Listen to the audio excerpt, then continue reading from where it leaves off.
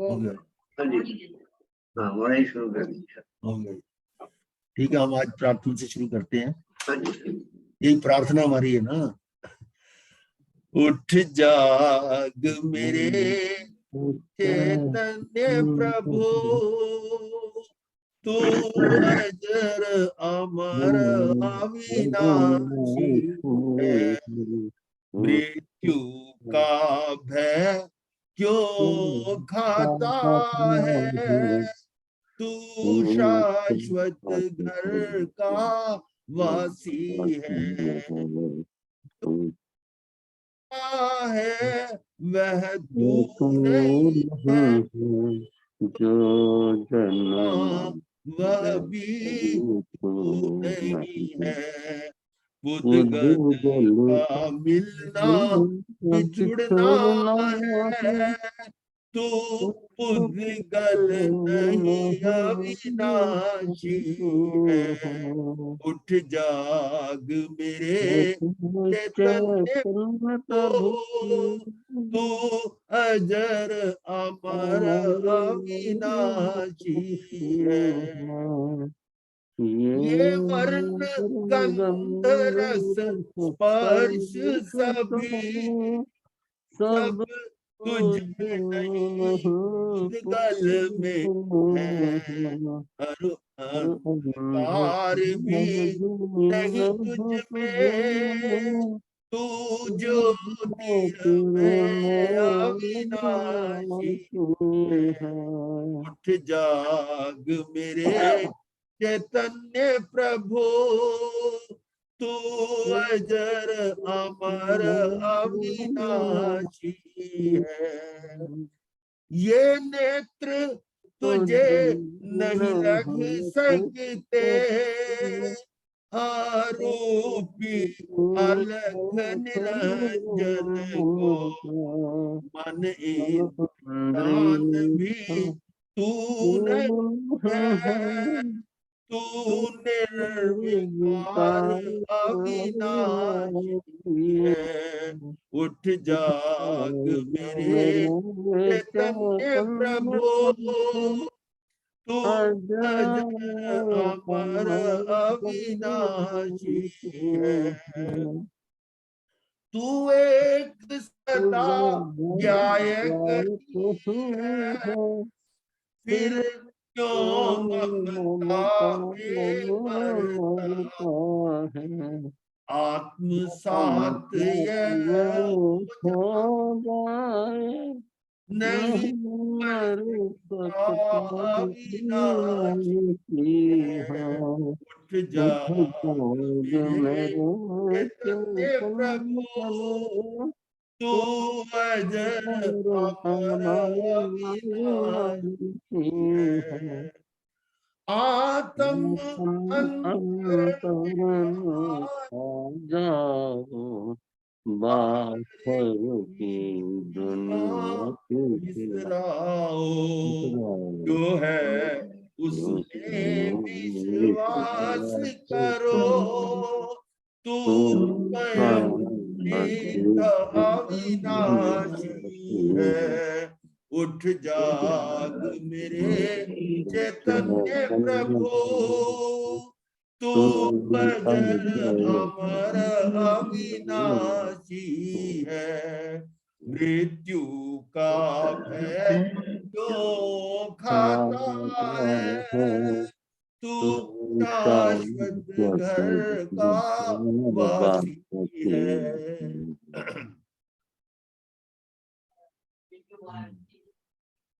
शत शत वंदन गुरुदेव, बहुत आनंद आता है, पर एक रिक्वेस्ट है कि जो लोग साथ में गाते हैं वो अपना म्यूट करके गाएं। आपकी आवाज केवल आनी चाहिए गुरुदेव। ये भावना की बात होती है जी।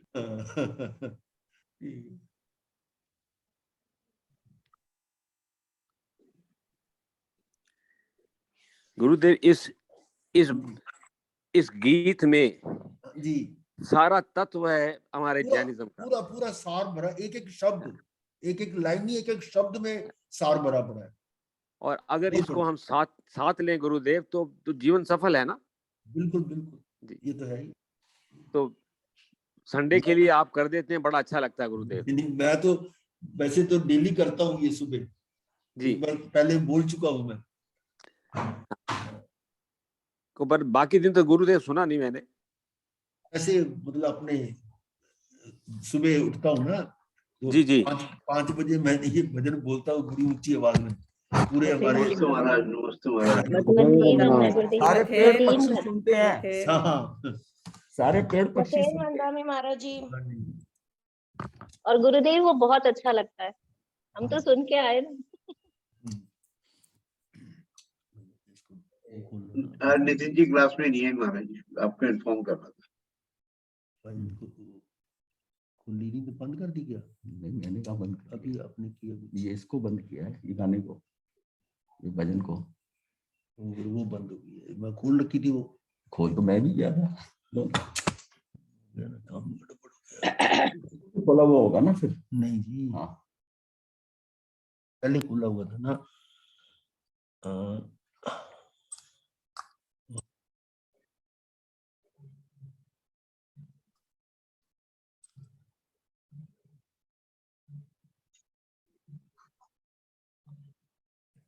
ये भी खुली थी, नहीं ना, अभी वो दोनों खुली हुई थी, आपने क्रॉस किया ना वो वहां से। एक क्रॉस से दोनों हो जाएंगी, दोनों को हो गया होगा, एक तो नीचे से व्यू कर रहे थे। या ये खुला हुआ होगा ना, हाँ, ये भी खुला हुआ था ना, अच्छा, यही बात तो है। ये आपने किया वो भी बंद हो गया। तो वो तो होगा ही, हैंड आ गया कि नहीं? ना भी हो कोई फर्क नहीं फर्क पड़ता है उससे।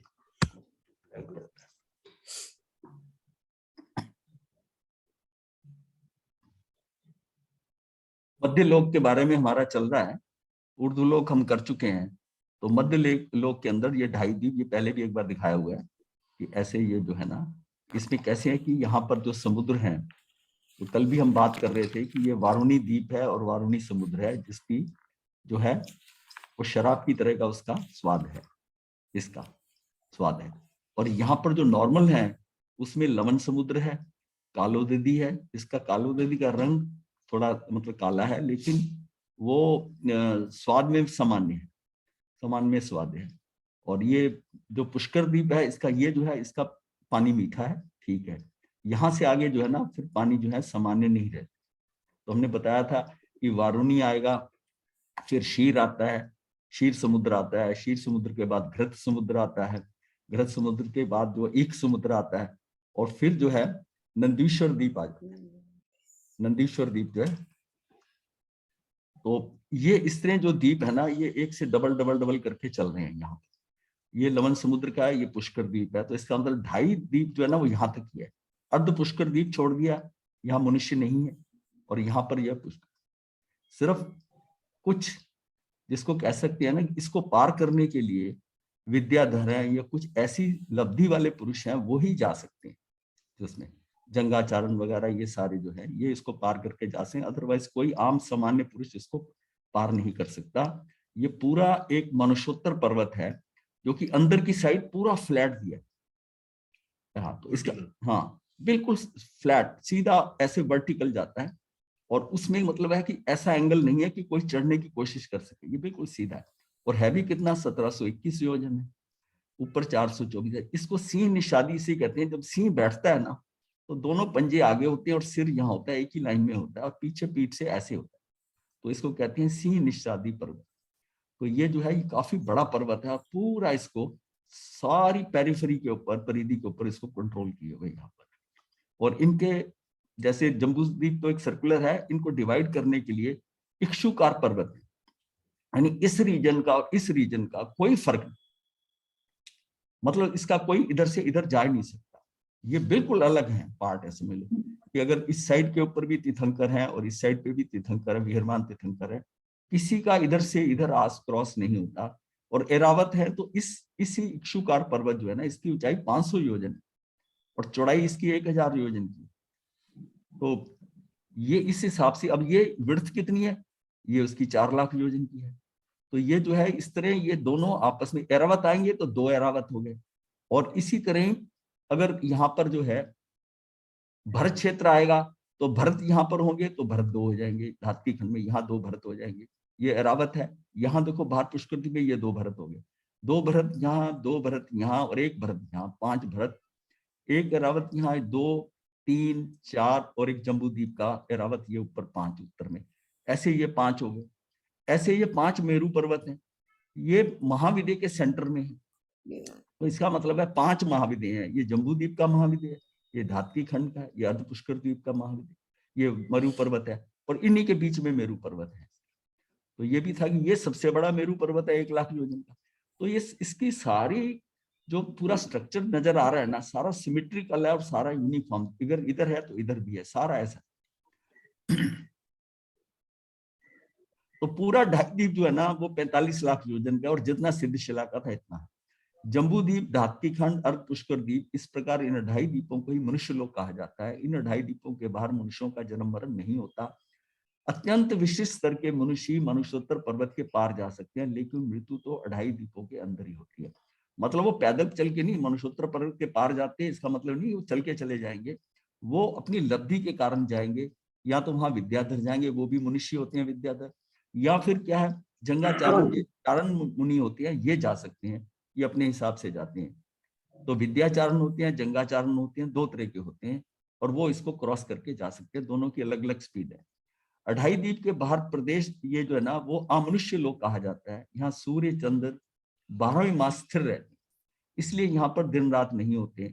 यहाँ पक्ष मास वर्ष आदि भी नहीं होते। ये मतलब है कि दिन रात ही नहीं होते, तो वो डिवीजन ही नहीं है, कब दिन हुआ कब रात हुई, पक्ष मास वर्ष कुछ नहीं पता चलता। इन अमनुष्य लोक के द्वीपों में शाश्वत नदियां, सरोवर, मेघ गर्जना, बिजली, बादल, अग्नि, तीर्थंकर, वासुदेव, चक्रवर्ती आदि भी नहीं उपलब्ध होते। इनमें ये कुछ नहीं होता। इन द्वीपों में मतलब नदियां नहीं है, सरोवर नहीं है, मेघ गर्जना नहीं है, बिजली नहीं है, बारिश नहीं है, और पानी, समुद्र के पानी सारे जो है 2.5 द्वीप के बाहर वो समतल एक साथ ऐसे ही रहता है, क्योंकि पानी का लेवल तब बढ़ता है कि बादल ऊपर उठे, वर्षा आए, और उसके अंदर कुछ भी, वो सारे ही बिल्कुल शांत समुद्र। ये मानो कि समय ठहर गया हो, जैसे ठहर गया है। यहाँ सूर्य चंद्र ग्रहण भी नहीं होते। यहाँ भरत आदि क्षेत्र और वर्षधर पर्वत भी नहीं होते। 2.5 द्वीप के बाहर एक के बाद एक द्वीप और समुद्र आते ही रहते हैं, और 2.5 द्वीप के बाहर की दुनिया कुछ अनोखी सी है। मतलब एक आता है, वो द्वीप आता है, समुद्र आता है, ऐसे मतलब आने का मतलब आते रहते हैं कि मतलब जब हम ट्रैवल्स करते हैं उतना ऊपर आगे बढ़ते जाते हैं, तो एक एक द्वीप समुद्र, और वो से डबल होता जाता है। समुद्र से द्वीप डबल है, द्वीप से समुद्र अगला डबल है, फिर समुद्र डबल है। ऐसे करते करते अभ्यंतर पुरुषार्थ की मोटाई 8 लाख योजन है। मानुषोत्तर पर्वत सीमा पर है, लेकिन ये बाह्य पुरुषार्थ में है, इसलिए इसकी मोटाई का समावेश अभ्यंतर पुरुषार्थ में नहीं किया गया। इसकी मोटाई जो है ना ये बाहर है। जितना ये इसकी विड्थ बताई थी कि इसकी जो है 1022 जो है वो सारी बाहर है, ये 2.5 द्वीप से बाहर है वो। जम्बूद्वीप के में अब बात आती है भरत क्षेत्र को समझिए। जम्बूद्वीप के दक्षिणी किनारे पर लवन समुद्र से लगा हुआ भरत क्षेत्र है। इस भरत क्षेत्र के मध्य में ठीक बीच में दीर्घ बेताड़े पर्वत है। तो इसको अगर जानेंगे ना तो ये समझिए, ये भरत क्षेत्र है साहब। ये दिखाने के लिए इतना मोटा दिखाया है, लेकिन एक्चुअल ये शेप जो है ना सारी वो एकम का चंद्रमा होता है ना, वैसी एक फांक की तरह ऐसा इस तरह है, लेकिन उसको सारा अंदर कुछ दिखाने के लिए उसको ऐसा बनाया गया है। ये भरत क्षेत्र है। ये मेरू पर्वत हमारे उत्तर में, मतलब यहाँ इसके दक्षिण में, दक्षिण के अंदर ये जीवा जो है ना, ये कॉर्ड जो है ये सारी है, और इसमें 2 ये पर्वत हैं, एक इसको डिवाइड करता है बीच में से और एक इसके किनारे। तो ये जो किनारे के ऊपर जो है जिसको हम क्या कहते हैं चूल हिमवान पर्वत, ये यहाँ पर इसके किनारे पर है, और बेताड्य पर्वत इसके बीच में। और इसमें 2 गुफाएं हैं जिससे हम इस तरफ से उस तरफ जा सकते हैं, और वो चक्रवर्ती ही जा सकता है। वासुदेव का कंट्रोल सारा नीचे के 3 में है, यानी किसमें, पहल नंबर 1 खंड में, 2 खंड में और 6 खंड में। वासुदेव जो है ये 3 लोक का कहते हैं ना, ये जो 3 लोग उसके जो है ना 3 खंड, त्रिखंडवासी, त्रिखंड देव, हाँ त्रिखंडापति जो है वो इसी का ही है। चक्रवर्ती यहाँ जाता है, चक्रवर्ती और चक्रवर्ती की सेना वो यहाँ से यहाँ जाती है, लेकिन चक्रवर्ती साथ हो तो तभी जाएगी, ये रास्ता ही नहीं मिलता नहीं तो। ये 2 इसमें गुफाएं हैं जो इसको, ये करीब 50,000 योजन जो है ना, 50 योजन जो है चौड़ा है, 50 योजन चौड़ा है और 25 योजन ऊंचा है। इसका अलग दिखाएंगे है। मतलब ये ऐसी पिक्चर दिमाग में रखो। और ये लवन समुद्र, ये लवन समुद्र है। और ये जो ना ऋषभकूट पर्वत ये वाला है, इस खंड में जब चक्रवर्ती जाता है ना, चक्रवर्ती जो है ना पहला खंड जीतता है और चौथा खंड जीतता है। 2, 3 और 5 और 6 ये चक्रवर्ती करता है। सेनापति। सेनापति सुषेण जो सेनापति है ना वही करता है। चक्रवर्ती जो है ना ये यहीं जाता है। तो इसमें क्या है कि ये 2 इसमें गुफाएं हैं, जो 2 गुफाएं हैं इसमें से एक में से एंटर करता है और यहाँ जाकर और एक में से वापस आ जाता है। वो हम अलग दिखाएंगे चक्रवर्ती कैसे जाता है। और ये जो है मतलब ये शेप है, ये सिंधु नदी ये शाश्वत है, ये भी हमारे पश्चिम में, जैसे यहाँ आजकल जो सिंधु नदी है वो भी हमारे पश्चिम में। गंगा नदी जो है ये पूर्व की तरफ है, गंगा नदी है, ये यहाँ से चलती है और नीचे आते आते ये 10 गुनी हो जाती है चौड़ाई। इसकी चौड़ाई जो है यहाँ पर जब निकलती है तो 6.25 योजन होती है और 1 8 योजन है, लेकिन धीरे धीरे बढ़ते बढ़ते क्योंकि इसमें 14,000 नदियां मिल जाती यहाँ तक पहुंचने, 14,000 नदियां। तो दोनों की मिलाकर जो है 14,000 नदियां इधर है, 14,000 नदियां इधर।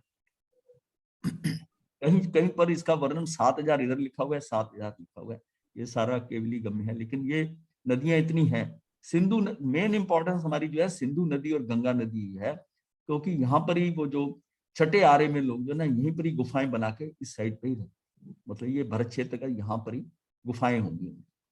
और ये जो है ना अब यहाँ आने के बाद बहुत चौड़ी हो जाती है, 62.5 योजन और जो है 1.25 योजन गहरी हो जाती है।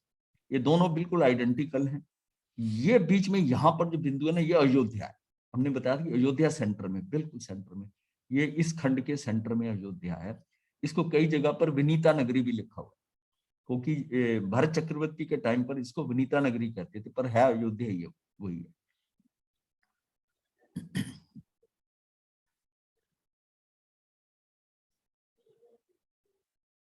हाँ, तो हम यहाँ चल रहे थे कि भरत क्षेत्र के उत्तर दक्षिण में चौड़ाई 526 योजन, जो ऊपर हाइट है ना 2 वेताड़े पर्वत, वो वेताड़े पर्वत उसको डिवाइड कर, तो 526 योजन है, तो इसका आधा ऊपर हिस्सा आ जाएगा, आधा अंदर, और बीच में 50 योजन का वो भरत जो है वेताड़े पर्वत आ जाएगा। भरत क्षेत्र से लगभग समुद्र की गोलाकार परिधि जो है ना वो 14,528, जो पूरा रिंग ऐसे बनता है, परिधि बनती है, यानी धनु पृष्ठ जो है तो इतना। इसने भरत क्षेत्र की चौड़ाई से 27 गुना अधिक लंबाई है, जितनी उसकी चौड़ाई है ना वो 526 है, और उसकी जो लंबाई जाती है वो 14,471 है। तो पूर्व से पश्चिम तक मतलब ऐसे जो जा रही है ना वो उसकी धनु पृष्ठ जो है वो उसका 27 गुना करीब हो जाता है। भरत क्षेत्र के समुद्र तट की कुल लंबाई 14,528 योजन है, कुल इतनी है, ये इसकी समुद्र तट की कुल लंबाई है। मध्य में स्थित वेताड़े पर्वत के कारण भरत क्षेत्र के 2 भागों में बटा हुआ है। उत्तर में जो प्रदेश है उसे उत्तर भरत क्षेत्र कहते हैं, भारतवर्ष कहते हैं, और दक्षिण में जो है वो उत्तर दक्षिण है। उसकी चौड़ाई 238 का नीचे का है, बीच में 50 का वेताड़े पर्वत है, फिर ऊपर 238 है। ये इसके साथ में 3 कला मतलब 3/19 ये है, यहाँ पर है, बीच में है और ऊपर है। तो ये टोटल कितना आता है, ये 526 और साथ में 6/19, ये जो इसका पोर्शन जो है डिवाइडेड, ये कला है, अंश है मतलब उसका। इसके उत्तर में दीर्घ वेताड़ पर्वत जो कि 50 योजन की चौड़ाई वाला, और पर्वत के उत्तर में 238 योजन का 3 कला की चौड़ाई। तो ये जितना नीचे है उतना ही ऊपर है, लेकिन एरिया में बहुत फर्क पड़ जाता है। नीचे का एरिया गोल में जो है ना उसका बहुत डिस्टेंस कम है, ऊपर का एरिया करीब 40% बढ़ जाता है। दक्षिण भरत क्षेत्र के पूर्व पश्चिम लंबाई जो है 9,748 योजन 12 कला है। ये ज्यादा इसकी फिगर पे मत जाइए, थोड़ा आइडिया रखो कि इस तरह का है। दक्षिण भरत क्षेत्र का जो भाग लवन समुद्र से लगा हुआ है उसकी गोलाई जो है वो 9,766 है। दक्षिण भारत क्षेत्र का कुल क्षेत्रफल 18,000, मतलब ये समझिए कि 18,35,485 वर्ग योजन है। ये दक्षिण जो नीचे वाले पोर्शन है, यानी कि खंड नंबर 1, 2 और 6 उसका इतना है। और वेताड़े पर्वत के पूर्व पश्चिम की लंबाई जो है वो 10,722 योजन है। और उत्तर भरत क्षेत्र की लंबाई पूर्व पश्चिम की 14,771। सेंटर में वो 10,720 हो जाएगी, और जब ऊपर जो चूल हिमान पे जाते हैं तो उसकी जो 14,000 कुछ हो जाती है। और उत्तर भरत क्षेत्र का जो कुल भाग लवन समुद्र को स्पर्श करता है उसकी गोलाई 14,528 योजन, पहले आगे चुका। उत्तर भरत क्षेत्र का क्षेत्रफल ये 30,32,888 है। ये यहाँ 18 था, ऊपर की चौड़ाई उतनी है, लेकिन वो उसकी कर्व की शेप के कारण नीचे का हिस्सा जो है वो सिर्फ 18,000 है और ये 30,000, यानी कि 12 लाख योजन बढ़ गया। 12 लाख योजन का वर्ग योजन बढ़ने से ये करीब 40% इससे कम है। तो उत्तर भारत क्षेत्र का पूर्व पश्चिम का जो भाग समुद्र को स्पर्श करता है उसकी लंबाई कितनी है, ये थोड़ा फिगर है। ये जो वेताडे पर्वत है ना वो इसी तरह का है कि 50 योजन ऐसे है अंदर की तरफ, यानी कि उत्तर दक्षिण में। अगर ये हिस्सा हम इसका उत्तर द्वार है तो ये यहाँ दक्षिण है, दक्षिण में है। और फिर ये हाइट है इसकी, ये स्टेप्स ऐसे बने हुए हैं। ये इतने यूनिफॉर्म नहीं होते, ये पहाड़ों की तरह होते हैं ऐसे करके, लेकिन बताने के लिए तो यहाँ पर क्या है, ये 2 गुफाएं पूरी लेंथ में, ये 2 गुफाएं हैं जो वेताडे पर्वत के अंदर से आर पार जाती हैं और जो खंड नंबर 4 है उसमें ले जाती हैं ये दोनों गुफाएं। तो वो चक्रवर्ती इस गुफा से एंटर करता है और वापसी में इस गुफा से आ जाता है। यहाँ पर जो सारा एरिया है ये 10 योजन बाई 50 योजन, इसके ऊपर विद्याधरों की ये पहली मेखला है, विद्याधरों के 50 नगर। यहाँ पर इस पे क्या है, व्यंतर देव है इस हॉरिजॉन्टल, और ऊपर कूट है। यहाँ पर वेताडे पर्वत के देव रहते हैं, यहाँ पर 8 वो बने हुए यहाँ पर कूट। और इस तरह जो है ना, ये देखिए कि स्टेप बाय स्टेप जो है ना, ऊपर का जो है सिर्फ ऊपरी भाग ये है, तो यहाँ पर आकर ऐसा। तो पहली में विद्याधर है, दूसरी में व्यंतर देव है, ये ऊपर का भाग उत्तर का है। जृंबक देव, हाँ नहीं, जृंबक देव यहीं आते ना, ये जो व्यंतर देवों में है जृंबक, व्यंतर देवों में। अब ये 25 योजन की हाइट है, 50 योजन का ये वेताड़ पर्वत है। और इसके अंदर क्या होता है, इसके अंदर को अगर हम देखेंगे ना, तो यहाँ से हमने प्रवेश किया, यानी 2 गुफाएं हैं, तमिस्त्रा गुफा और खंड प्रपात। तो यहाँ से जब प्रवेश करते हैं तो 21 योजन तक अंदर जाते, इसके द्वार नहीं खुलते। चक्रवर्ती होता है, चक्रवर्ती के वहां प्रेजेंस के अंदर वो सेनापति वो उससे खंड से उससे मारता है उसे, उस तब ये खुद खुलता है दरवाजा, अदरवाइज चक्रवर्ती के बिना खुल ही नहीं सकता। और जब वो आज्ञा देता है चक्रवर्ती की दरवाजा खोलो तभी खुलता है। ये 21 योजन जाते हैं तो एक नदी इसमें आ जाती है। ये 3 योजन की उन्मग्ना नदी है, उन्मग्ना, और ये निमग्ना है, इनके बीच में 2 योजन है, यानी कि ये 8 योजन बीच में है, 21 योजन इधर है, 21 योजन इधर है। और ये नदियां जाकर साइड में जो पश्चिम में सिंधु नदी बह रही है, इधर गंगा नदी पूर्व में बह रही है, उनमें मिल जाती हैं ये नदियां यहाँ पर। और इसके अंदर रोशनी बिल्कुल नहीं होती। तो चक्रवर्ती के पास एक रत्न होता है, कांगनी रत्न, और रतन से ना वो निंचा वो पूरी लाइटिंग करते हैं। जैसे चक्रवर्ती इधर एंटर करता है दरवाजे से, वो रतन जो है ना उसमें रोशनी कर देता है। और डिफरेंट जब 50 योजन है ना, तो उसमें 49 लाइटें लग जाती हैं, दोनों इधर से और उधर तक बीच के गैप्स के अंदर। तो 49 गैप्स के अंदर लाइट लगकर उसका प्रकाश हो जाता है। जब तक चक्रवर्ती रहता है, मतलब जब तक वो अपना मौजूद रहता है लोक में, तब तक वो लाइट जलती रहती हैं। और जैसे ही वो संयम ले ले तब वो लाइट्स खत्म हो जाती हैं कांगनी रत्न की, या उसका अंत हो जाए तब खत्म हो। और ये ऐसा जो है ना, ये अभियोगिक देव और जृंबक देव, ऊपर का जो टॉप व्यू देखेंगे ना, तो ये यहाँ पर विद्याधरों का पहले स्टेप विद्याधर है, इधर विद्याधर है। अभियोग देव और जम्बक देव यहाँ पर है, जृंबक देव जिसको हमने व्यंतर देव कहा था, यहाँ अभियोगी देव भी है और ये जृंबक देव भी है, ये व्यंतर देव है, ये अभियोग देव है, ये जम्बक देव है। और वेताडे पर्वत के टॉप के ऊपर स्वामी गिरी कुमार के 9 कूट है, ये है, ये 6.25 योजन ऊंची है। इस तरह की शेप बनती है कूट्स की, और साइड व्यू ऐसा होता है। ये है वेताडे पर्वत। और इसमें दक्षिण श्रेणी जो है, इसमें रोहिणी, गगन कामिनी आदि हजारों विद्याधरों के विद्याधर यहाँ है। वो विद्याधर मनुष्य होते हैं, लेकिन उनके अंदर कुछ लब्धियां, कुछ ऐसी ताकतें होती हैं जिसको इस्तेमाल करते हैं, इसलिए उनको विद्याधर कहते हैं। हनुमान विद्याधर। तो उत्तर श्रेणी में रहते हैं। दक्षिण श्रेणी 2 यहाँ प्रथम देवलोक के इंद्र शक्रेंद्र का द्वारपाल, लोकपाल, सोम, यम, वरुण थे, ये यहाँ पर प्रथम देवलोक में। और दक्षिण श्रेणी के अंदर महाराज देवों के आज्ञापालक देव जो हैं, ये अभियोग देव जो होते हैं आज्ञापालक देव होते हैं, और 10 जंगल देवों का आवास है। और सबसे ऊपर पे ये इसका जो है वेताडे पर्वत का गिरी कुमार देव है, ये रहता है। दोनों गुफाओं के मध्य में भीति से निकलती हुई 3-3 योजनाकार की गंगा सिंधु नदी मिली। ये 2 नदियां जो हमने बताया अभी, एक उदम गला है, इसमें डूबता नहीं है कोई, और इसमें डूब जाता है, मतलब जो चीज डालोगे वो अंदर ले जाएगी, ये उठाकर उदम जला जो है बाहर फेंकेगी। तो ये 2 तरह की नदियां। इसको मैं जल्दी इसलिए चल रहा हूँ, जस्ट आप इसके ऊपर ज्यादा समय नहीं हमने लगाना, इसको जस्ट आइडिया हो कि भरत क्षेत्र ऐसा है, वेताडे पर्वत यहाँ पर है, ये है, बस इतना काफी। जब मतलब इसको जब देखेंगे ना, तो आपको क्लियर हो जाता है कि ये हमारा जम्बूद्वीप इस तरह है। इसके 6 खंड हैं, 6 खंड जो होते हैं, और जैसे 32,000 देश कहते हैं, तो इसी में ही 32,000 देश है।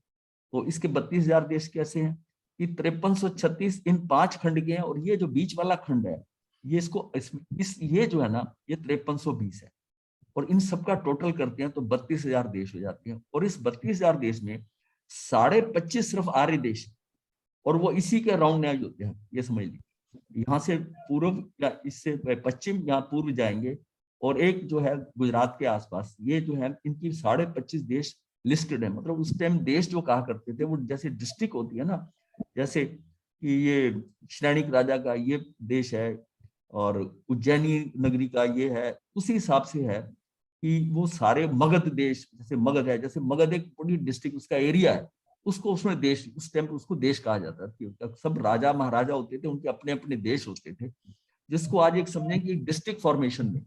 अब मैं कहूंगा कि यहाँ ऊपर में सिर्फ 25.5 देश हैं, तो कंफ्यूजन ना हो, देश तो भारत ही है, लेकिन उसमें ये सारे अलग अलग थे, तो अपने आप को कहते थे ये मगध देश है, ये पर है, ये अंग देश है। जैसे कर्ण को जो मिला था अंग देश जो है वो भी बिहार के अंदर ही है, जो इसकी राजधानी चंपा नगरी थी, तो ये इसको अंग देश कह दिया, उसको अंग है। वो थोड़ा एरिया होता है डिस्ट्रिक्ट के टाइप वैसा है।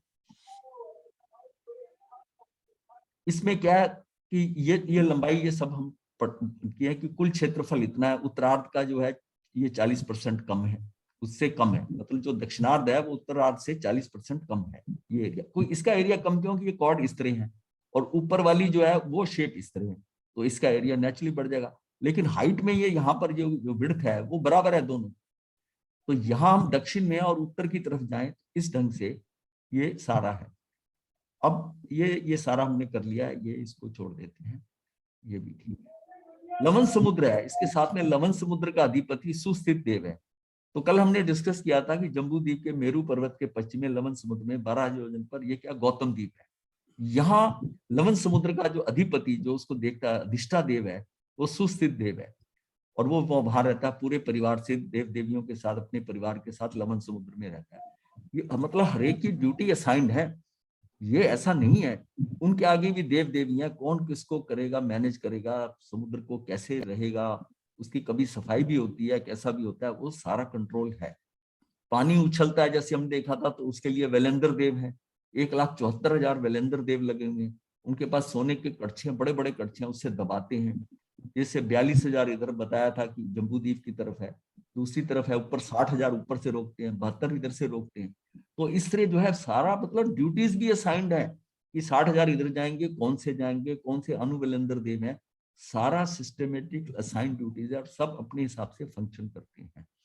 गौतम द्वीप एक पदमवर वेदिका, तो ये सारा जो है गौतम द्वीप जो उस पहाड़ी पे है, और इसको गौतम इसलिए कहते हैं, गोमेद रत्न की आकृति का है, आभा वाली है, इसलिए वो गौतम द्वीप कहलाता है। यहाँ पर जो है सुस्थित देव का एक विशाल अति क्रीड़ावास नामक भौम्य विहार है, तो यहाँ पर इसका है। ये जीवा भी गम की तृष्ट प्रतिपाती में सारा ही डिटेल है।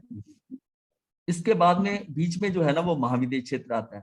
वो क्या है, अब जैसे हमने भरत क्षेत्र बात कर लिया, अब महाविद्य का देख लेते हैं। महाविद्य कैसे है, महाविद्य क्षेत्र पूर्व पश्चिम दिशा में फैला हुआ है।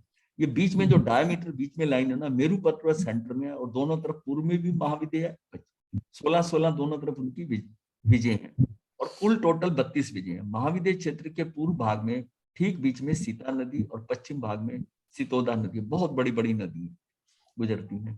इन दो महानदियों के कारण महाविद्य क्षेत्र जो है 4 मुख्य भागों में विभाजित हो जाता है। इन चारों भागों में 8-8 विजय हैं, और 32 विजयों के बीच में 16 वक्षास्कर, बीच में डिवीजन, एक विजय को दूसरे विजय में जा नहीं सकते, तो उसमें भी पर्वत हैं, 16 पर्वत हैं, 12 अंतर नदियां हैं, 12 नदियां, यानी कि एक खंड जो 8 विजय का है उसमें 4 बीच में डिवीजन करने के लिए पर्वत है, 3 बीच में नदियां हैं, किसी में नदी है, किसी में एक साइड पे पर्वत है। तो इस तरह 12 अंतर नदियां हैं और 16 ये पर्वत हैं, और इन पर्वतों की ऊंचाई महानदी ये शेप बनती है। ये मेरू अगर पर्वत है तो ये एक विजय लिए, सिर्फ एक विजय में कैसे चलेगा, सेंटर वाली विजय से इधर करके, ये यानी कि विजय नंबर 1 हो, ये क्लॉकवाइज चलती है। ये अगर मेरू पर्वत है तो इसमें पूर्व की साइड में ये पहली विजय, फिर दूसरी, तीसरी, आगे हम पूर्व की तरफ बढ़ते जाएंगे, तो इस ऊपर की खंड में जो है वो आ जाएगी 8वीं विजय, जहां पर की सविंदर स्वामी का वो पोर्शन, जहां पर 8 नंबर की विजय पुष्कलावती, वो वहां पर है। और उसके बाद जो दूसरी साइड पे है यहाँ पर, तो ये दूसरा पोर्शन है, ये यहाँ पर, यहाँ से शुरू होगा 9 से, और 9 से लेके इस साइड पे जाएगा 16 तक, तो ये इस साइड की विधि। तो ये दोनों के, और दोनों के बीच में सीता नदी बह रही है, ये भी इस तरह इसकी चौड़ाई बढ़ती जाती है और साइडों में वन है और अल्टीमेटली यहाँ पर ये पूर्व के अंदर विजय द्वार है यहाँ पर। तो ये इस तरह है और इनके बीच में भी बेताड़े पर्वत है। बिल्कुल इसका जो है ना कंस्ट्रक्शन वैसे ही है। इनमें भी दो दो नदियां हैं, जैसे हमारे यहाँ सिंधु नदी और गंगा नदी है, इनके यहाँ भी दो नदियां हैं, बीच में बेताड़े पर्वत है। वैसी चक्रवर्ती यहाँ पर गुफाएं इधर जाता है, यहाँ ऋषभकूट पर्वत है। बिल्कुल ये सारा सिमेट्रिकल है। ये एक विजय है, ऐसी 32 विजयों में भी सिर्फ इसी तरह दो दो नदियां हैं, बेताड़े पर्वत हैं, ये सारा ही सिमेट्रिकल है। और ये देखिए ना, यहाँ पर हमने सूर्योदय का बताया था निश्चित पर्वत, इधर इसके निश्चित पर्वत है, उधर नीलवंत पर्वत है। इसका रंग पर्वत का नीलम, जैसा नीलम होता है ना नीला, वैसा है। और ये जो है इसका रंग जो होता है निश्चित पर्वत का, ये जैसे लाल होता है ना, ऐसा होता है। तो लाल रंग की होती है रक्ता, मतलब इसका तो वैसा रंग होता है, इसलिए वो उसकी लाली आती है। कुछ लोग इसको स्वर्ण वाला भी कह देते हैं, स्वर्ण नहीं है कि ये लाल रंग है, इसे लाल रंग से है। अच्छा, इसके पास 500 योजन पे निषिद्ध और नीलवंत पर्वत के पास में 400 योजन। इसकी हाइट क्या है कि इसके वहां डिफरेंस में ना 400 योजन की हाइट, और इन पर्वतों की चौड़ाई 500 योजन है। 500 योजन की चौड़ाई है और 400 योजन की हाइट है। प्रत्येक दो विजयों के बीच में एक पक्षकार पर्वत है, अंतर नदी है। और मेरू पर्वत के पूर्व दिशा में कच्छ नामक प्रथम विजय, जो पहली विजय है, ये जो ऊपर वाली थी, ये कच्छ विजय जो है, यहाँ से शुरू हुई, ये कच्छ महाकच्छ ऐसे करके आगे पुष्कला तक जाती है, ये सबकी विजय है। और इसके अलावा पूर्व दिशा में प्रथम विशाखा पर्वत, इसके पूर्व में सुकच्छ नाम का दूसरा विजय है। सुकच्छ बाद तीसरी विजय महाकच्छ है, बाद में अंतर नदी है। तीसरे चौथे विजय के बाद वृक्षास्कार पर्वत है। चौथे पांचवें विजय के बीच अंतर नदी है। 8वें विजय पुष्कलावती के पास वनमुख है। इसके पश्चात लमन समुद्र है। इन 32 विजयों के बीच में 16 ये पर्वत और 12 अंतर नदियां हैं। प्रत्येक विजय की लंबाई 16,592, मतलब एक विजय जो है जो ऊपर नदी सीता नदी के ऊपर है, इतनी उसकी तो लंबाई है और ये उसकी चौड़ाई, मतलब चौड़ाई कम है, चौड़ाई जो है इतनी है, मतलब 7.5 गुना करीब फर्क होता है, 7.5-8 गुना, ये मतलब होता है 8 से कम, इतनी उसकी चौड़ाई। यानी तो ये देखा ना, उसकी जो है चौड़ाई कम होती है और लंबाई ज्यादा है उसकी, मतलब। और पूर्व पश्चिम में लंबाई विजय की चौड़ाई के बराबर है, उत्तर दक्षिण में चौड़ाई 50 है। जम्बू द्वीप में, अब ये थोड़ा इसमें देखना, इसमें वृक्ष बहुत है। जम्बू द्वीप और ढाई द्वीप में महावृक्षों की संख्या व वलियों के पास वृक्षों की संख्या ये बहुत ज्यादा संख्या। तो ये हम देखते हैं सीधा ढाई द्वीप में महावृक्षों के चारों ओर आए वलियों की कुल संख्या 156 है। अब इससे पहले हम एक चीज और जानेंगे, ये मेरू पर्वत है, ये मेरू पर्वत है। मेरू पर्वत कहाँ है? इसमें यहाँ ये सेंटर में मेरू पर्वत है, और ये हमने सीता नदी बनाई है, ये सितोदा नदी है, ये गंजदत्त जो है ना, ये पर्वतों के ऐसे बने हुए हैं। यहाँ पर देवगुरु, ये पहले आ रहे के देवगुरु जो भरत क्षेत्र दक्षिण की तरफ है, ये उत्तर गुरु ये इस साइड के ऊपर है। यहाँ पर पहला आ रहा होता है, ये इस साइड का है, ये उत्तर की साइड का है, ये दक्षिण की साइड का, ये उत्तर का है, ये दक्षिण का है। तो यहाँ पर है ये नंदन वन जैसे है। इसमें कौन रहता है? इनमें इंद्र के प्रसाद हैं, दिशा कुमारियां हैं, ये सारे इसके ऊपर रहते हैं। इसके ऊपर ये सारा जो है 1 लाख योजन वाला जो हम कहते हैं जम्बू द्वीप का ये है। मैं जो बताना चाहता हूँ ना, ये नदियां जो है इस हिसाब से भरत क्षेत्र में गंगा व सिंधु नदी प्रत्येक की 14,000 नदी है। तो 14,000 की इसमें नदियां मिलती हैं, 14,000 सिंधु में, भरत क्षेत्र में 28,000। एरावत में क्या रक्ता और रक्तवती है, ये भी 28,000 है।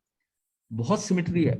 हेमवत और हिरण्यवत ये तीसरा जहाँ आ रहा है जुगलियों का, और यहाँ पर, और रोहित रोहतांशा ये किधर है? उत्तर की साइड के अंदर एरावत के साथ है। तो ये कितना आता है? 28,000 एक में, तो 56,000 होगी। ऐसे स्वर्णकुला और रूपकला ये 56,000 होगी। फिर ये दूसरे आरे के अंदर हरि वर्ष और रम्यक वर्ष है, इसके अंदर ये होती है, ये हरिकांता, नरकांता और नरिकांता, ये इसके डिवीजन है 2, और ये 1,12,012, मतलब। और महाविद्या में कितनी नदियां? 10,64,000। टोटल जम्बू द्वीप में 14,56,000 नदियां हैं, और ढाई द्वीप के अंदर 72, मतलब इतनी नदियां सारी व्यवस्थित। और ये देखिए इसका भूगोल क्या है, किस तरह बनता है। कि हम दक्षिण में है तो ये भरत क्षेत्र है, इसमें सिंधु नदी है, गंगा नदी। ये कहाँ से निकलती है? पद्मद्रव से। यहाँ पर श्री देवी कमल की तरह उसका भवन होता है, उसके ऊपर श्री देवी रहती है, उनके साइज है, उस पर ज्यादा नहीं जाना। हमने देखना इसकी सिमेट्री देखनी है कैसे, इसमें से एक नदी निकलती है, वो यहाँ से यहाँ चली जाती है रोहतास से। 2 नदियां यहाँ से निकलती हैं, वो नीचे आ जाती है। ये पैटर्न हर जगह है। जैसे अब यहाँ क्या आएगा, एक पैटर्न यहाँ से रोहिता नगरी जा रहा है, जो नीचे से निकल रहा है दक्षिण से, उत्तर वाला इधर जा रहा है, पश्चिम में जा रहा है। इसी तरह ही इनके ऊपर ये यहाँ पर है, यहाँ पर भी नदियां ऐसी डिवाइड हो रही, महापदम है, तिखन छाप, तो सारा इतना यूनिफॉर्म। या सीता नदी एक इधर जा रही है, एक इधर जा रही है। निकल कहाँ से रही है, वो केसरी तरह से निकल रही है। तो ये सारा जो है, ये सारा सिमेट्रिकल है। और इनकी विड्थ है एक दूसरे से कैसे है, ये सारा भी बहुत व्यवस्थित है, मैं ये कहूँगा ये व्यवस्थित है। तो जैसे हमने देखा था कि भरत क्षेत्र जो है वो 526 योजन का है, तो ये अगर 526 है तो उसके ऊपर क्या है, 526 के ऊपर तो उसका डबल हो गया 10,052, ये उसका डबल हो गया, ये उसका डबल हो गया, ये उसका डबल हो गया, ये सारे डबल होते जा रहे हैं और यहाँ तक आकर वो आ गए। अब महाविदय जब आ जाता है तो अब उसके बाद में इधर घटना शुरू हो जाता है। यहाँ पर महाविदय आ गया तो यहाँ 16 है या 33 आ गया, यहाँ तक ये सेंटर में पहुंच गई, ये मेरू पर्वत आ गया ना, तो यहाँ पर इतना हो गया। और इस साइड में कितना है, बाकी इधर पोर्शन। अब ये नीचे गिरना शुरू हुआ, ताकि इधर उत्तर की साइड के अंदर ये भी वैसी है, 526 से शुरू हुआ और यहाँ पर इसकी शिखरी पर्वत की इतनी आ गई। तो इसकी सिमेट्री इतनी जबरदस्त है। अब सिर्फ समझना है कि हम कहते हैं कि ऊपर से लेकर इसका डायमीटर 1 लाख योजन है, तो ये डिवीजन कैसे, 190 भाग हम उत्तर से दक्षिण तक करें तो एक भाग भरत क्षेत्र का, एक भाग भरत क्षेत्र का जो 526 योजन का है, 526 6/19 योजन, ये कलाएं हैं, मतलब इतना फ्रैक्शन है ये उसकी। भरत क्षेत्र 1 है तो चूल हिमवान 2 है, मानी उससे डबल है, मतलब जितना इसको 1 यूनिट मान लिया तो ये 2 यूनिट, ये 4 यूनिट, ये 8 यूनिट है, ये 16, ये 32, यहां तक आने तक ये 63 हो जाता है। और उसके बाद महाविदय आता है। महाविदय इटसेल्फ 64 है, हालांकि इसका ऊपर का महाविदय नीचे दोनों तरफ, इसकी उत्तर दक्षिण में 64 है। और ये डिक्लाइनिंग साइड पे वैसी 32, 16, 8, 4, 2 और एरावत में 1 है, तो ये भी इधर 63 है। इसका मतलब ये यहाँ तक सारे जो हैं, इन सारों के अंदर ये 63 ये हुए, 64 ये हुआ, 63 हुआ, मतलब ये जो महाविदय है जो 1/3 ऑफ टोटल जो इतना उत्तर से दक्षिण तक 1 लाख योजन है, उसका 1/3 जो है ना वो महाविदय ही, अकेला महाविदय। और ये सारे जो है, इसमें क्या है कि इसमें पर्वत है, ये पहला एरावत जो है ना ये क्षेत्र भाग है। शिखरी पर्वत क्या है, ये पर्वत है। फिर हिरण्यवास क्या है, ये क्षेत्र भाग है, तो ये अकर्म भूमि है, ये 4 हो गए, इसकी डिवीजन हो गई। रुक्मी पर्वत है, ये पर्वत में 8 आ गए। और ये रमिकवास का, ये जुगलियों का जो है दूसरा आरे का, ये 16 है क्षेत्र। और ये इसी तरह ही निश्चित पर्वत कितना, ये पर्वत की लाइन में लगा दिया। ये हरिवास वर्धर है, ये इसमें यहाँ आ गया। महाचूलवान पर्वत, ये पर्वत में आ गया। फिर इसी तरह करते करते ये एंड में टोटल देखते हैं हम, टोटल क्या हो गया, टोटल 190 भाग में से ये जो है 84 है, 84 क्षेत्र ये जो है 32, और ये 40 है और ये 66 है। यानी कि पर्वत जो है कितने हैं, क्षेत्र भाग 190 में से पर्वत है, अकर्म भूमियां और कर्म भूमियां। तो कर्म भूमियां कितनी है, 64, यहाँ कर्म पोर्शन में 66 भाग के हिसाब से है, पूरे उसके डायमीटर को डिवाइड कर, ये 66 है, ये 40 है, ये 84 है। तो ये सारा ये है। यहाँ पर जो है, यहाँ समझो मनुष्य यहाँ पर है, यहाँ पर क्या है, जुगलिये हैं, और ये जो है पर्वत है। तो ये 190, 526, 6/19, 1 लाख योजन है। कितना व्यवस्थित है। अगर उसका 1 लाख योजन है, जितने भी बीच में पर्वत आए, क्षेत्र आए, सब कैसे डिवाइडेड है पूरे। अगर एरावत उत्तर में है तो ये भरत में है, और ये यहाँ महाविदय है, ये महाविदय पश्चिम। ये सारा पोर्शन जो है इस तरह सारा डिवीजन है। कितनी यूनिफॉर्मिटी है इसका। अब ये हमने जनरल जान लिया कि इसका जो स्ट्रक्चर है ना जम्बूद्वीप का, ये कैसा है। इसमें नदियां हैं, पर्वत हैं, जुगलियों के एरियाज हैं। उसमें इस समय भी जुगलियों का जो है पहला आ रहा है, दूसरा आ रहा है। तो हमारे भरत क्षेत्र से जो टच कर रहा है पर्वतों के बाद में, वो तीसरा आ रहा है। उससे आगे बढ़ते हैं तो दूसरा आ रहा है, और दूसरा आ रहा है, फिर उससे आगे पर्वत आ जाता है, फिर आगे बढ़ते हैं तो महाविदय के जो बीच वाला पोर्शन है, जहाँ पर मेरू पर्वत है, वहां पर जो है पहले आ रहे के वहां पर सारे जुगलिये हैं। तो इस तरह दूसरी साइड पे है।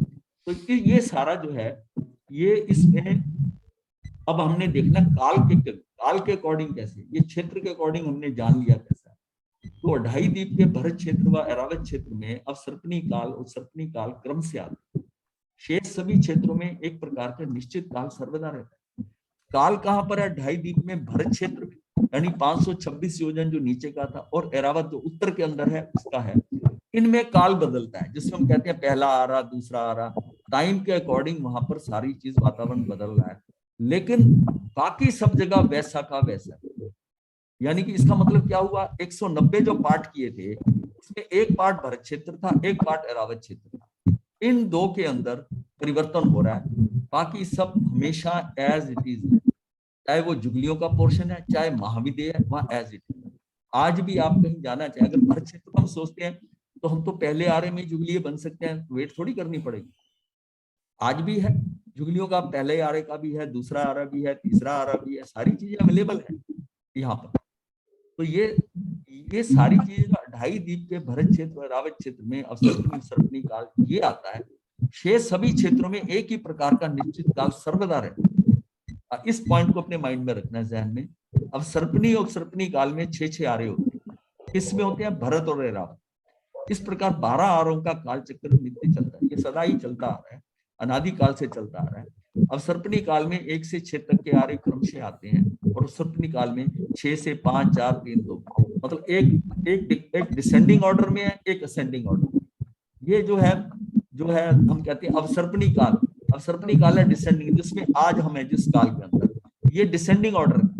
डिसेंडिंग ऑर्डर में क्या कि सारी चीजें घट रही है, हर चीज हमारी अफगाना, हमारी स्ट्रेंथ, सब कुछ जो है शक्ति, वो सारी डिक्लाइनिंग। पहले आरे में ऋषभदेव भगवान के टाइम से, उससे ऊपर क्या है, पहले आरे में जुगलिये थे, तो ऋषभदेव भगवान तो तीसरे आरे में आए, तीसरे अंत से पहले। तो इस तरह करते करते डिक्लाइन होते होते हम नीचे अब क्या है, अब हम 5वें आरे में है, और छठा आरा और भयानक है, 21,000 वर्ष का।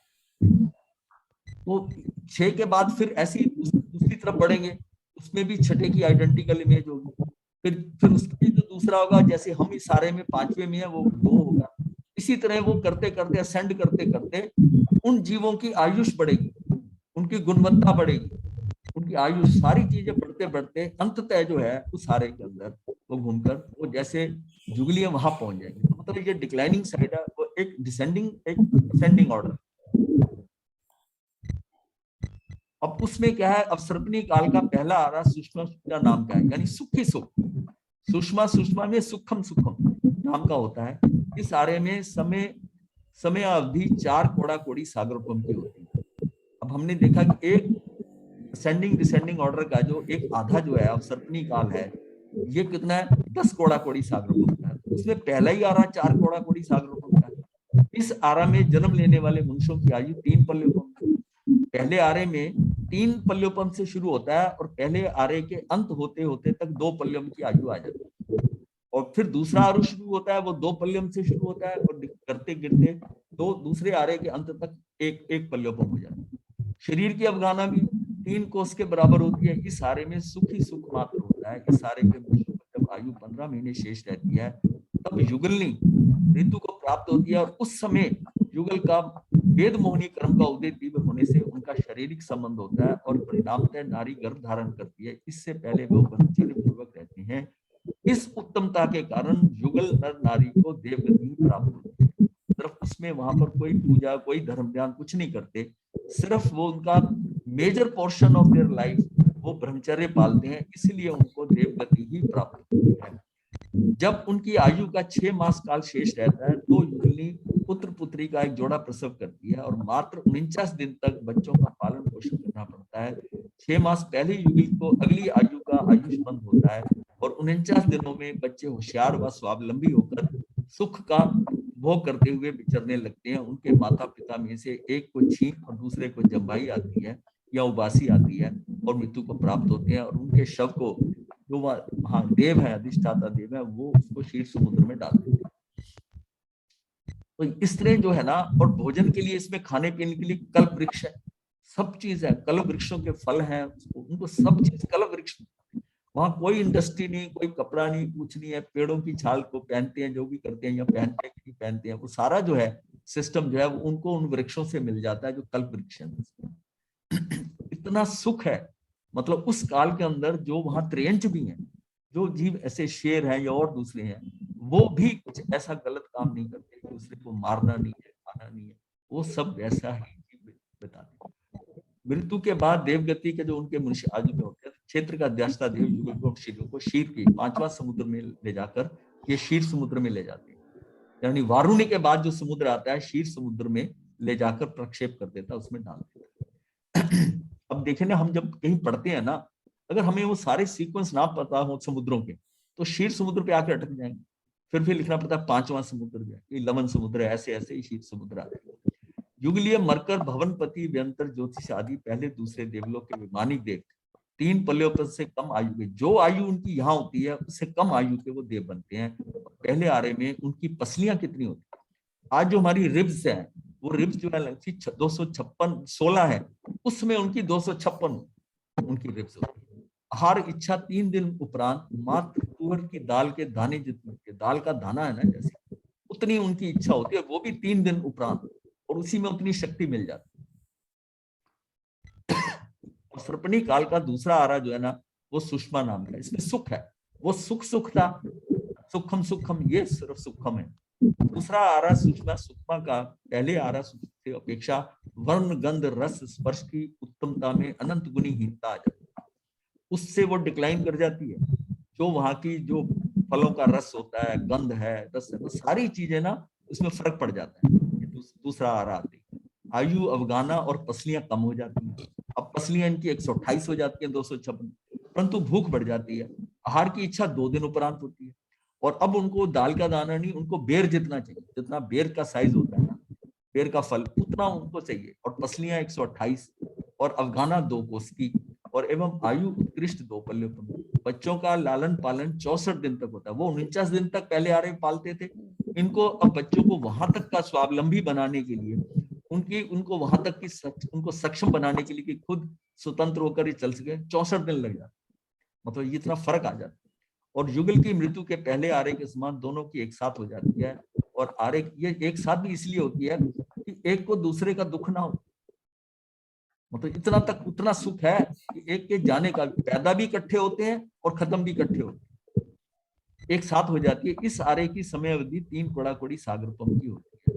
तो 4 कोड़ा-कोड़ी पहला था, 3 कोड़ा-कोड़ी हो गया, 10 में से 7 तो चले।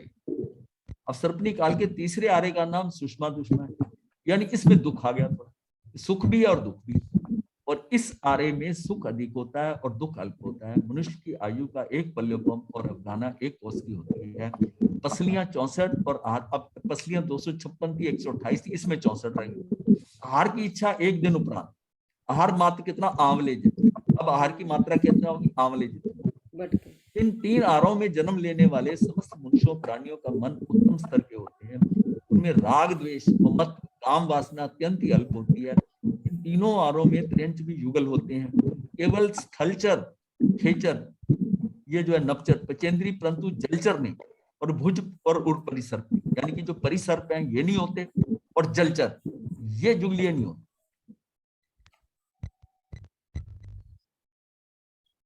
बाघ सिंह भी अहिंसक होते हैं, वे शाकाहारी होते हैं, इसलिए शिकार करने के स्थान पर वे कल्प वृक्ष के फूल फल पत्ते आदि खाकर जीवन निर्वाह करते हैं। इस काल में सिंह बाघ आदि प्राणी भी कारण ऋतु प्राप्त करके दूसरे देवलोक तक देवगति प्राप्त की।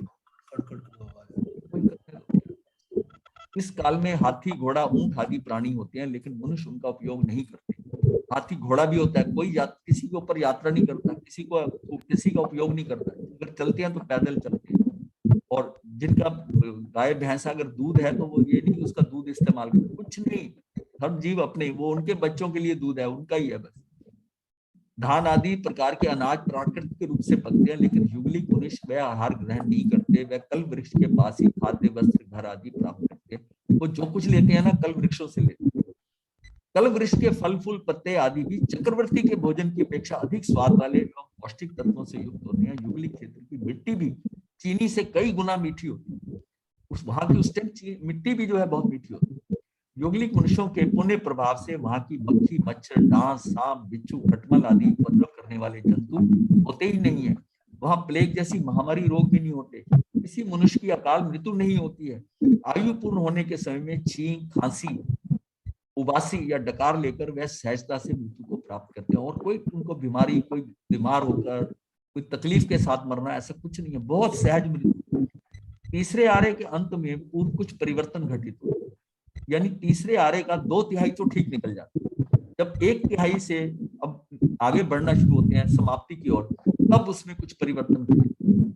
अब क्या है, अब प्रॉब्लम आनी शुरू होती है। हम कहते हैं तीसरे आरे के 3 विभागों में से 2 भाग तक उक्त रचना यथापूर्व रहती है, लेकिन 2-3 कोड़ा कोड़ी सागर को बीत जाने पर काल के प्रभाव से कल वृक्षों में उत्पाद की कुछ कमी होने से सबको कल वृक्षों से आवश्यकता की पूर्ति नहीं होने लगती, जिसके फलस्वरूप युगलों में परस्पर झगड़ा होने लगता है। फिर ये होता है जो पहले चला गया वो ले गया, बाकी रह गया। इस विवाद को हल के लिए आपसी झगड़ों को मिटाने के लिए क्रम से 15 कुलकर की उत्पत्ति बताई गई।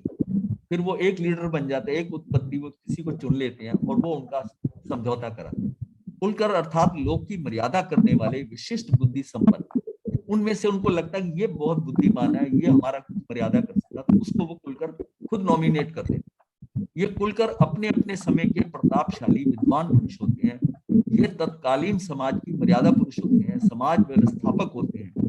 जब तीसरे आरे का 1/8 पल्योपम शेष रहता है, अब सिर्फ इतना काल रह गया, 1/8 पल्योपम काल शेष रहता है, तब प्रथम कुलकर होते हैं। अब वो प्रथम कुलकर जो है ना, उन जुगले ही होते हैं, ये प्रथम कुलकर होता है। और पहले कुलकर की आयु पल्योपम का 10वां भाग, यानी अगर 1/8 पल्योपम है तो इसका मतलब 0.125 पल्योपम, और उसके अंदर ये जो है ना 0.1 भाग जो है ना उसकी आयु हो जाती है। दूसरे कुलकर की 0.01 ये हो जाती है।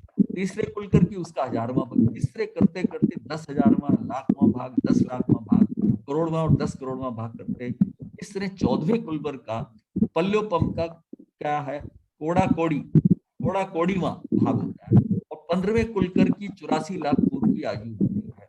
ये जो है ना 15वें कुलकर की, ये मतलब ऋषभदेव भगवान जो है ना उनकी आयु जब हुई, वो जो हुए तो उनको 15वें कुलकर, यहाँ तक जुगलीय थे, उनके भी पहले बच्चे जो जुगली पैदा हुए, भरत और ब्रह्मी हुए, सुंदरी और बाहुबली। तो ये सो ना ये 84 लाख पूर्व तक आयु होती है। अब तीसरा आरा समाप्त होने में 84 लाख पूर्व 3 वर्ष और 8.5 महीने शेष रहते हैं। तब अयोध्या नगरी में 15वें कुलकर श्री प्रथम तीर्थंकर का जन्म होता है। और कालक्रम से युलिकों में ममत्व, राग, द्वेष आदि अवगुण बढ़ने लगते हैं। तब अपराध की सजा दिलाने के लिए विशिष्ट बुद्धि से संपन्न निरपेक्ष प्रवृत्ति के पुरुषों को युगलिक ऊंचे पद पर आसीन, जिनको हमने कुलकर कहा, बनाते हैं। जो युगलिक व्यवस्था के अनुसार नहीं चलते उन्हें ये कुलकर दंडित करते हैं। प्रारंभ में 5 कुलकर के समय तक हकार की मौलिक होती है। हकार कहते हैं ना, इतना ही काफी भाई, ऐसा हकार की मौखिक प्रताड़ना देते हैं। आगे के 5 मक्कार, मत कर, ऐसा मकार करते हैं। और इसमें हाँ ऐसे हकार ही बोलते हैं, तो इससे भी दूसरा जो होता है वो समझता मुझे दंडित कर दिया। और फिर मकार, और उससे आगे के 5 कुलकर धिक्कार की पद्धति, ये मौखिक प्रताड़ना करते हैं। इन दंडों से लज्जित हो उस समय के लोग अपराध से विरत हो जाते हैं। उस समय अधिकतर लोग ऋजु एवं सरल होते हैं। यद्यपि तीसरे आरे के अंत तक कल्प वृक्षों की फलदायिनी शक्ति क्रमशः क्षीण होती रहती है, तथापि उस समय कल्प वृक्षों में से ही निर्वाह होता रहता है। तब पहले आरे से लेकर तीसरे आरे के अंत तक अकर्म भूमि कहलाती है। तीसरे आरे के अंत तक अकर्म भूमि कहलाती है। वहां के मनुष्य जोड़े से ही युगल उत्पन्न होते हैं और युगली रहते हैं। इस कारण युगल या जुगलिया कहलाते हैं। अब सर्पणी काल के पहले, दूसरे, तीसरे आरे में इस 10 प्रकार के कल्प वृक्ष होते हैं।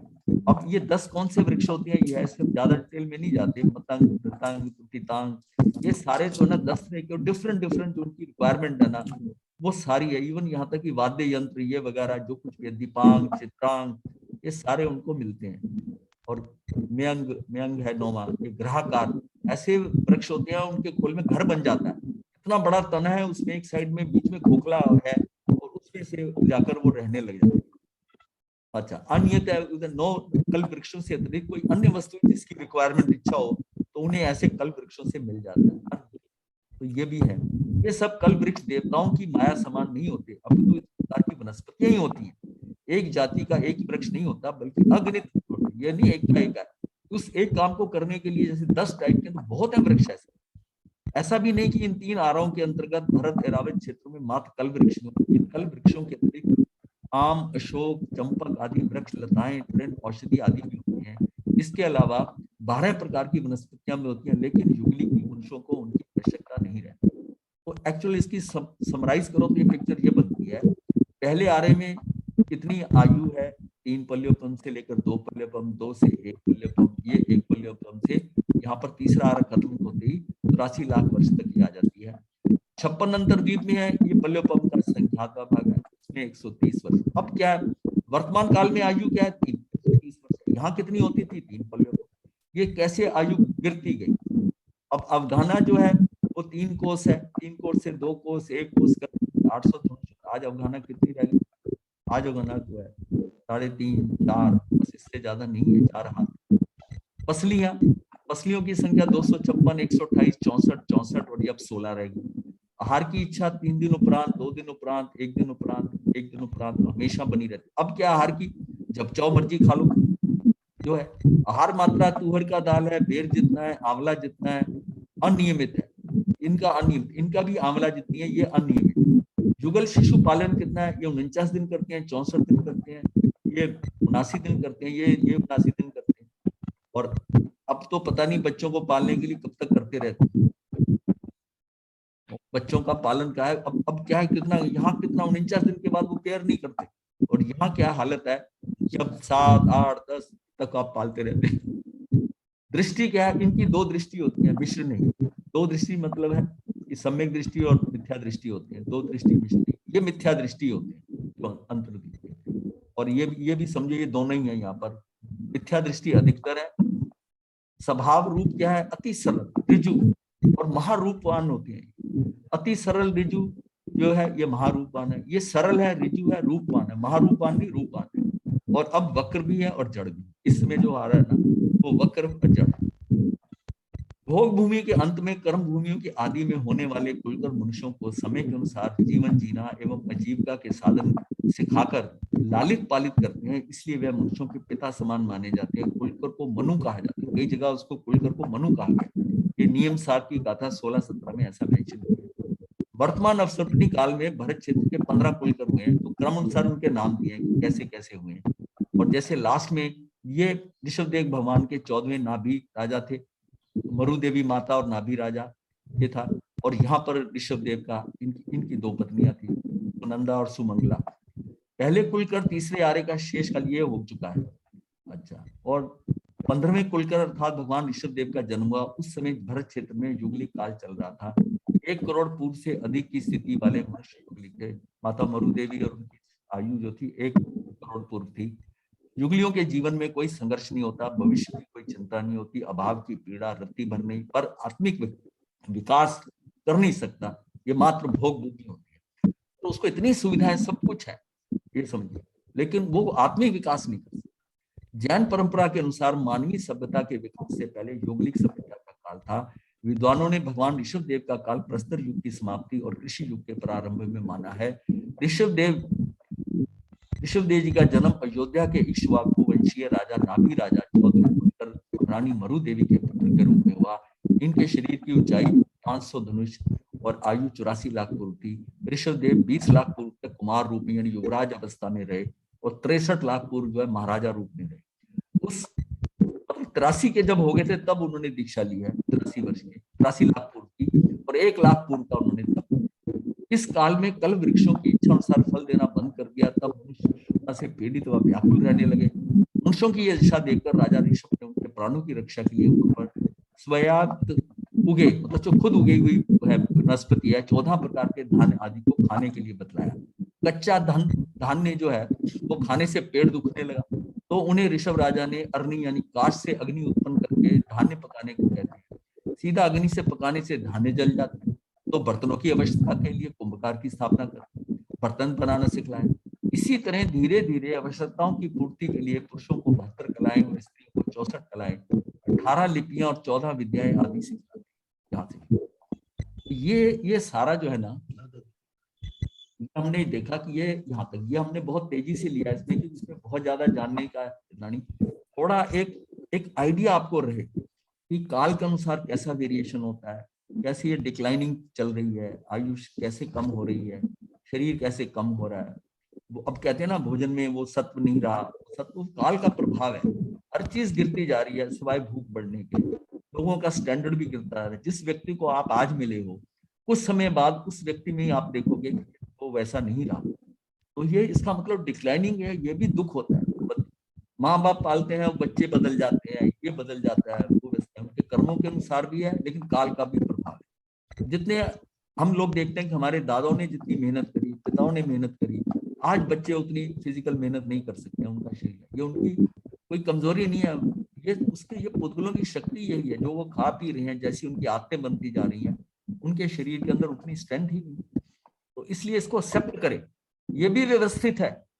इसमें जो आज जो हो रहा है, जो गिर रहा है, जो जैसा हो रहा है, भूख ज्यादा लग रही है, लेट इट बी, ये भी हमारा व्यवस्थित है। तो अपने को मतलब इस सारे करने का मतलब है कि ये व्यवस्थाओं को समझते हुए कुछ भी अपने अंदर प्रतिक्रियाएं कम हो जाए। तो मेन चीज इनको जानने का है कि ये सारा व्यवस्थित है। इतने अच्छे होते हुए भी अब धीरे धीरे हम स्थिति पे आ गए, और इसके आने के बाद छठे आरे में और गिरावट आएगी। तो अपने को कोशिश है कि हम पांचवें आरे में ही अपने को समेटे, किसी तरह से आगे निकल जाए। ये ना हो कि दोबारा जन्म वहां हुआ तो वहां और दुर्गति हुई। वहां पर जो दुर्गति होगी वो जब उसके बारे में बात करेंगे तो आपको बताएंगे। तो इन सारों का कि ये सारा, अब ये नहीं कि आपको कोई मेरू पर्वत कहाँ पर देखना है, ये करना है, मतलब ये सारा इतना ऑर्गेनाइज्ड वे में नदियां हैं, पर्वत हैं, और वहां पर कहाँ परिवर्तन हो रहा है, कहाँ परिवर्तन नहीं हो रहा। तो सारी ये चीजें समझ कर दिमाग में रखना है। और लवण समुद्र कैसे हैं वो जो जाना, ये सारी चीजें एक बार जरूर जान लेनी चाहिए। बाकी है कि इसका इतना कोई महत्व नहीं है, पर ये आपकी जो है ना शास्त्रों के और आगमन, अगर देखिए ये बिल्कुल ऐसा नहीं होता तो भगवान ने बताई क्यों। अब इसका कहीं ना कहीं प्रभाव तो है ना, कि कहीं ना कहीं आपको ये इसमें होता है कि नहीं, ये सब कुछ व्यवस्थित है, सारी चीजें कहीं ना कहीं हमें नहीं समझ आ रहा, पर ये व्यवस्था के अनुसार ऐसा ही हो रहा है। इसलिए सहज भाव में रहो। जैसे जो आपके सामने आपको नजर आता है कि ये ऐसा नहीं, ऐसा होना चाहिए, ये भी सोचने की जरूरत नहीं। Let it be. सारे निमित्त निर्दोष है। तो जो कुछ हो रहा है आपके कर्मों के अनुसार, जो कुछ हो रहा है उसको एक्सेप्ट करते हैं, स्वीकार भाव में जियो, आनंद में जियो। आप यहाँ पर गेस्ट हो, बस ये समझ के सारा चलो, तो जीवन में बड़ा शांत रहेगा। आज नितिन जी गायब रहे, क्या बात? बीच में डिस्टर्बेंस आज नितिन जी को ऑफ है हमारा ही। हाँ जी, वो कहीं बाहर गए हुए। अच्छा बाहर गए। तो आज का विषय को इतना ज्यादा मतलब आपको नहीं लगा होगा कहीं पर, लेकिन इसको समझना एक बार जरूर चाहिए। और ये श्रद्धा जरूर पुष्ट करता है कि सब व्यवस्थाएं कैसे ऑर्गेनाइज्ड है। अनप्लैंड कुछ नहीं है, अनप्लैंड कुछ भी नहीं। जब प्लैंड है तो हम अपने उस प्लैंड में उसको एक्सेप्ट करें, स्वीकार भाव है।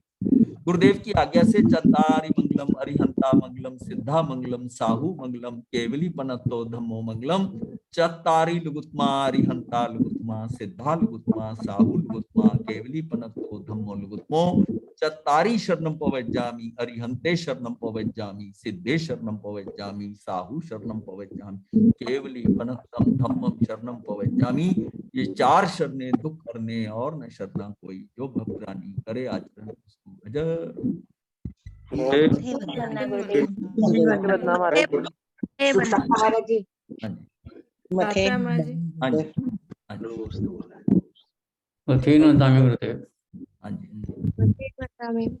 बंद कर रही हो? चलिए हाँ, अखबार देख लो, फ्री छोड़ दो।